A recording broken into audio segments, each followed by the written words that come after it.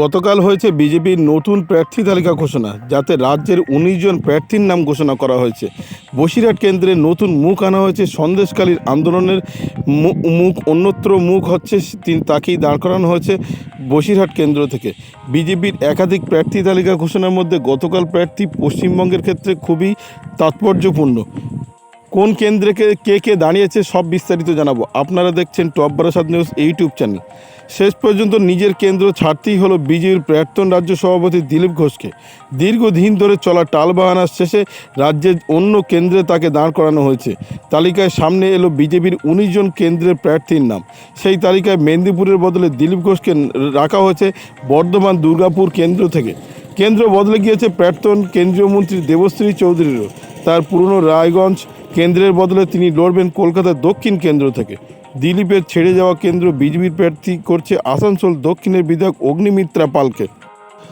রায়গঞ্জ আসনে বিজেপি প্রার্থী হয়েছেন কালীগঞ্জ পুরসভার প্রাক্তন চেয়ারম্যান কার্তিক চন্দ্র পালকে। দ্বিতীয় তালিকায় চমক রয়েছে বসিরহাট কেন্দ্র।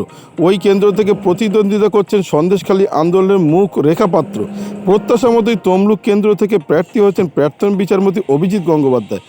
কলকাতায় উত্তর কেন্দ্র থেকে পদ্ম প্রতীক অর্থাৎ বিজেপিতে লড়ছেন তৃণমূল ছেড়ে বিজেপিতে আসা প্রাক্তন বিধায়ক তাপস রায়। ব্যারাকপুর কেন্দ্রে প্রার্থী হয়েছেন অর্জুন সিং। প্রথম দফায় গত ২ মার্চ রাজ্যের ২০ আসনের প্রার্থী ঘোষণা করেছিল বিজেপি, কিন্তু পরের দিনই আসানসোল কেন্দ্রে ঘোষিত প্রার্থী পবন সিং প্রতিদ্বন্দ্বিতা করবেন না বলে জানিয়ে দিয়েছিলেন। দ্বিতীয় তালিকায় রবিবার অবশ্য সেই আসানসোল কেন্দ্রের প্রার্থীর নাম নেই। এছাড়া ঘোষণা করা হয়নি ডায়মন্ড হারবার কেন্দ্র, ঝাড়গ্রাম এবং বীরভূম কেন্দ্রের প্রার্থীর নামও। প্রথম দফায় ১৯ আসনের সঙ্গে এদিন আরও ১৯টি আসনের প্রার্থী মিলিয়ে এখনও পর্যন্ত ৩৮টি আসনের প্রার্থী ঘোষণা করা হয়েছে। ৪২টি আসনের মধ্যে এখনও 4টি আসনের প্রার্থী ঘোষণা করা হয়নি। এবারে ঘোষিত ১৯টি আসনের মধ্যে সবচেয়ে বেশি দই টানাটানি হয়েছিল দার্জিলিং আসন নিয়ে। প্রাক্তন বিদেশ সচিব হর্ষবর্ধন শ্রিংলার প্রার্থী হওয়ার প্রায় চূড়ান্ত হয়ে গিয়েছিল, কিন্তু হঠাৎ নাটকীয় পট পরিবর্তন হয়। সূত্রের খবর, শনিবার রাতে কেন্দ্রীয় নির্বাচন কমিটির বৈঠকে উত্তরপ্রদেশের মুখ্যমন্ত্রী যোগী আদিত্যনাথ প্রশ্ন তোলেন, আমাদের কেন লোকসভায় আনা হচ্ছে? তাদের তো রাজ্যসভায় আসার রাস্তা রয়েছেই। তাকে সমর্থন করেন ভূপেন্দ্র সিং হুডা। কেন্দ্রীয় প্রতিরক্ষা মন্ত্রী রাজনাথ সিং পাল্টা বলেন, তিনি শ্রিংলাকে অনেক দিন ধরে চেনেন। শ্রিংলা এই কাজের জন্য খুবই উপযুক্ত। রাজনাথকে সমর্থন করেছিলেন মহিলা মোর্চা, তপশিলি মোর্চা নেতৃত্ব সহ বেশ কয়েকজন। তবে শেষ পর্যন্ত রাজুর নামই সিলমোহর দিয়েছে বিজেপি কেন্দ্রীয় নেতৃত্ববর্গ। উত্তরবঙ্গের আর এক আসন জলপাইগুড়িতে রাষ্ট্রীয় স্বয়ংসেবক সংঘ ও দলের একাংশের আপত্তি থাকা সত্ত্বেও শেষ পর্যন্ত বিধায়ী সাংসদ জয়ন্ত রায়কেই প্রার্থী করেছে বিজেপি। প্রার্থী ঘোষণার পরেই শ্রিংলা বলেন বরাবরই দেশের সেবাকেই নিজের সেবা হিসেবেই মনে করেন। আগামী দিনে দেশের সেবার জন্যই আমি থাকব। আর বলছি কোন কেন্দ্রে কে দাঁড়িয়েছে। অভিজিৎ গঙ্গোপাধ্যায় দাঁড়িয়েছেন তমলুক কেন্দ্রে। বসিরহাট কেন্দ্রে দাঁড়িয়েছেন সন্দেশখালী আন্দোলনের মুখ হিসেবে পরিচিত রেখা পাত্র। অন্যদিকে বর্ধমান দুর্গাপুর কেন্দ্র থেকে দাঁড়িয়েছে দিলীপ ঘোষ, যিনি আগেরবার দাঁড়িয়েছিলেন মেদিনীপুর কেন্দ্র থেকে, খড়গপুর থেকে। বর্ধমান দুর্গাপুরে দিলীপ ঘোষ দাঁড়িয়েছে। কলকাতা উত্তর থেকে দাঁড়িয়েছে তৃণমূল ত্যাগ করে আসা তাপস রায়।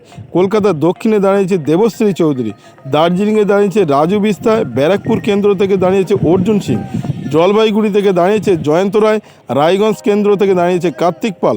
জঙ্গিপুর থেকে দাঁড়িয়েছে ধনঞ্জয় ঘোষ। কৃষ্ণনগর থেকে দাঁড়িয়েছে অমৃত রায়। দমদম কেন্দ্র থেকে দাঁড়িয়েছে শিলভদ্র দত্ত। বারাসাত কেন্দ্র থেকে দাঁড়িয়েছে স্বপন মজুমদার। মেদিনীপুর থেকে দাঁড়িয়েছে অগ্নিমিত্রা পাল। বর্ধমান পূর্ব অসীম সরকার দাঁড়িয়েছে। উলুবেড়িয়া কেন্দ্র থেকে দাঁড়িয়েছে অরুণ উদয় পাল চৌধুরী। আরামবাগ কেন্দ্র থেকে দাঁড়িয়েছে অরূপ কান্তি দিগার। শ্রীরামপুর কেন্দ্র থেকে দাঁড়িয়েছে কবির শঙ্কর বসু। মথুরাপুর থেকে দাঁড়িয়েছে অশোক পুরকাইত। অন্যদিকে আরেকটি খবরে আসি, গুরুত্বপূর্ণ খবরে আসি। অরবিন্দ কেজরিওয়াল দিল্লির মুখ্যমন্ত্রী গ্রেপ্তার হওয়ার পর, শীর্ষ নেতা কেজরিওয়াল গ্রেপ্তার হওয়ার পর নতুন রক্ত সঞ্চারিত হয়েছে বিরোধী মঞ্চ ইন্ডিয়া জোটের। অন্তত এমনই মনে করছে রাজধানীর রাজনৈতিক মহলের একাংশ। এর আগে ইন্ডিয়া জোটের নেতারা প্রতিবাদ লিপি নিয়ে নির্বাচন কমিশনের কাছে গিয়েছিলেন। পরবর্তী পরিকল্পনা আগামী রবিবার রামলীলা ময়দানে আপের নেতৃত্বে সমস্ত বিরোধী নেতাদের নিয়ে জনসমাবেশ করা হতে পারে। রবিবার দিল্লির মন্ত্রী তথা আম আদমি পার্টির নেতা গোপাল রায় একথাই ঘোষণা করেছেন। সমাবেশের নাম দেওয়া আছে গণতন্ত্র বাঁচাও সমাবেশ। গত বৃহস্পতিবার রাতে আবগারি নীতি মামলায় দিল্লির মুখ্যমন্ত্রীকে গ্রেপ্তার করেছিল ইডি। এই ঘটনায় নিয়ে নরেন্দ্র মোদী সরকারের বিরুদ্ধে ক্রমশ সুর চড়াচ্ছে বিরোধীরা। তারই মধ্যে এই সমাবেশের কথা ঘোষণা করা হয়েছে। রায়ের কথায় কেন্দ্রীয় তদন্তকারী সংস্থাগুলিকে রাজনীতিবিদদের ভয় দেখানোর জন্য এবং বিরোধীদের নির্মূল করার জন্য ব্যবহার করছে প্রধানমন্ত্রী নরেন্দ্র মোদী। ঝাড়খণ্ডের হেমন্ত সোরেন হোক বা বিহারের তেজস্বী যাদব, সবার বিরুদ্ধে মিথ্যা মামলা করা হচ্ছে।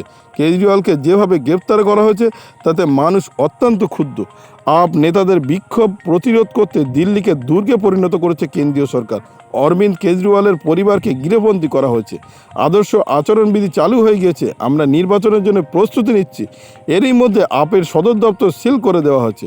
কংগ্রেসের ব্যাংক অ্যাকাউন্ট বাজেয়াপ্ত করা হয়েছে। ভারতের প্রাচীনতম রাজনৈতিক দল ভোট প্রচার করতে পারছে না। আপের সুরে গলা মিলেছেন অন্যান্যরাও। দিল্লির কংগ্রেসের সভাপতি অরবিন্দ সিং লাভলি বলেছেন, এটা কী ধরনের গণতন্ত্র? আপনি নির্বাচিত মুখ্যমন্ত্রীদের গ্রেপ্তার করছেন, ভারতের প্রাচীনতম রাজনৈতিক দলের অ্যাকাউন্ট সিল করে দিচ্ছেন। আমাদের নেতা রাহুল গান্ধী গণতন্ত্র বাঁচাতে লড়াই করছেন, কংগ্রেস পিছপা হবে না। তার কথায় আগামী 31 তারিখের সমাবেশ শুধু রাজনৈতিক সমাবেশ নয়, এটি গণতন্ত্রকে কুঠারাঘাত করার বিরুদ্ধে আওয়াজ তোলার সভা।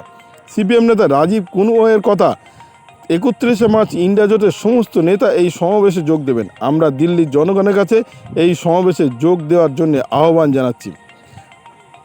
গণতন্ত্রের উপর এই আক্রমণে আমরা সহ্য করব না, তবে সভা করার অনুমতি দেওয়া হবে কি না তা নিয়ে প্রশ্নচিহ্ন তৈরি হচ্ছে। গোপাল রায় বলেছেন, অনুমতি না পেলে তা গণতন্ত্রের জন্য আরও উদ্বেগজনক।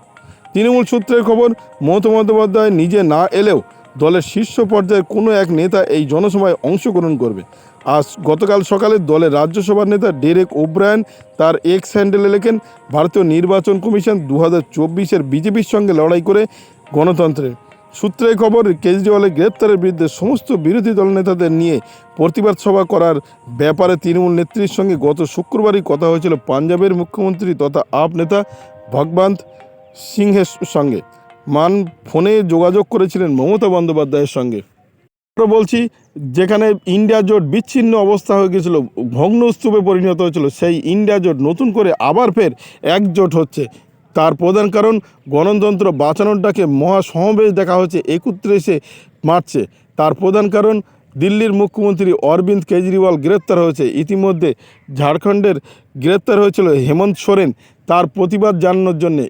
আপ মন্ত্রী তিনি বলতে চেয়েছেন যে গণতন্ত্রের মুখ বন্ধ করা হচ্ছে, গণতন্ত্রকে নির্বিঘ্নে প্রচার করতে দেওয়া হচ্ছে না।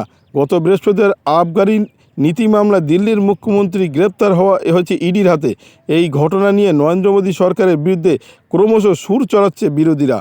তারই মধ্যে এই সমাবেশের কথা ঘোষণা করা হয়েছে। রায়ের কথায় কেন্দ্রীয় তদন্তকারী সংস্থাগুলি রাজনীতিবিদদের ভয় দেখানোর জন্য এবং বিরোধীদের নির্মূল করার জন্য ব্যবহার করছেন প্রধানমন্ত্রী নরেন্দ্র মোদী। ইতিমধ্যে হেমন্ত সোরেন ঝাড়খণ্ডের মুখ্যমন্ত্রী তাকে গ্রেপ্তার করেছে এবং বিহারের তেজস্বী যাদব সবার বিরুদ্ধে মিথ্যা মামলা করা হচ্ছে। কেজরিওয়ালকে যেভাবে গ্রেপ্তার করা হচ্ছে তাতে মানুষ অত্যন্ত ক্ষুব্ধ। আপ নেতাদের বিক্ষোভ প্রতিরোধ করতে দিল্লিকে দুর্গে পরিণত করেছে কেন্দ্রীয় সরকার। অরবিন্দ কেজরিওয়ালের পরিবারকে গৃহবন্দী করে রাখা হচ্ছে। আদর্শ আচরণবিধি চালু হয়েছে। আমরা নির্বাচনের জন্য প্রস্তুতি নিচ্ছি। এর মধ্যে আপের সদর দপ্তর সিল করে দেওয়া হয়েছে। কংগ্রেসের ব্যাংক অ্যাকাউন্ট বাজেয়াপ্ত করা হয়েছে। ভারতের প্রাচীনতম রাজনৈতিক দল ভোট প্রচার করতে পারছে না। কংগ্রেসের অ্যাকাউন্ট বাজেয়াপ্ত করা হয়েছে। আমাদের নেতা রাহুল গান্ধী গণতন্ত্র বাঁচাতে লড়াই করছে, কংগ্রেস পিছপা হবে না। তার কথায় আগামী 31 তারিখ সমাবেশে শুধু রাজনৈতিক সভা নয়, এটি গণতান্ত্রিক কুঠারাঘাত করার বিরুদ্ধে আওয়াজ তোলার সভা। সিপিএমও এই সভায় যোগ দেবেন। তৃণমূল কংগ্রেসের মমতা বন্দ্যোপাধ্যায় যোগ না দিলেও মমতা বন্দ্যোপাধ্যায়ের কোনো এক শীর্ষ নেতৃত্ব এই সভায় যোগ দেবেন বলে জানিয়েছেন তৃণমূলের তরফে।